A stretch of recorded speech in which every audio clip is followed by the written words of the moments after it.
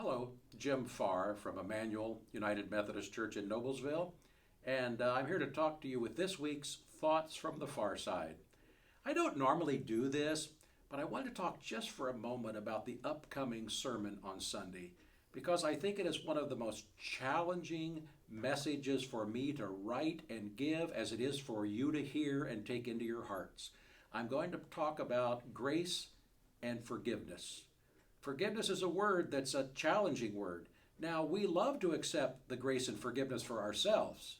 And for some of us, though, that's even hard to come and seek forgiveness for things we've done wrong in our life. But I often wonder what kind of job we do in applying forgiveness to other people. Are we really good at it? Do we forgive those that hurt us? Do you know, I've heard of churches where the people in churches even hurt one another. And not this one, of course, that I go to, but I've heard of those churches. And I wonder how easily and readily do we forgive people for what we considered slights or painful things happening in our lives. Believe me, I am one of those that mess up. I am one of those that are far from perfection. But I'm also one of those that will seek forgiveness and offer forgiveness. So if I've offended someone, I really try to say to them, I'm sorry. I apologize for that. Is there a way we can restore our relationship? And the church needs to be reminded of this on a regular basis. Now, I do want to say a caveat here. I have dealt with people in the life of the church that have been so hurt, injured so badly, that it becomes very challenging to forgive that other person. I'll just give you one example of that. I have a person that's become a dear, close friend of mine that was severely abused sexually and physically from the time she was about 2.5 years old till she was able to escape that setting as a teenager.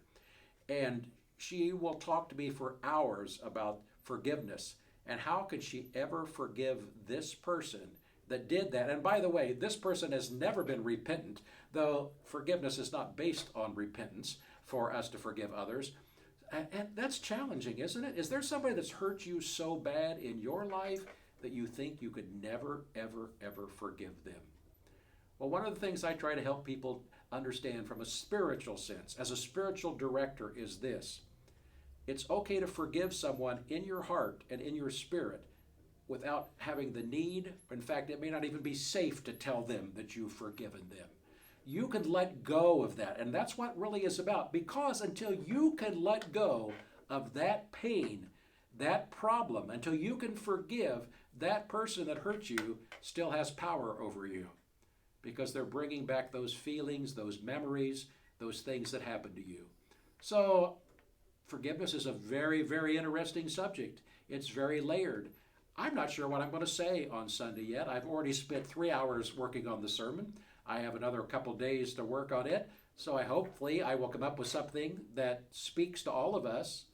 But today I just want us to think about this concept of forgiveness. Whether you come to my church, whether you go to church at all, that doesn't matter. But how can you become more forgiving in your life?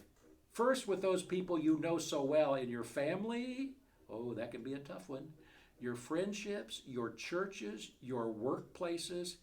And then how can you decide to let go of that and let go of the control that someone else has over your life? Jesus told us to forgive 7 times 70, and we know with the way numbers were used in the Bible that means to infinity and beyond, as someone else might say. So our goal today is just to begin to grapple with that concept of forgiveness. I don't expect to solve my issues or your issues in a moment, but I do want us to begin to grapple with that and with the grace that God brings us.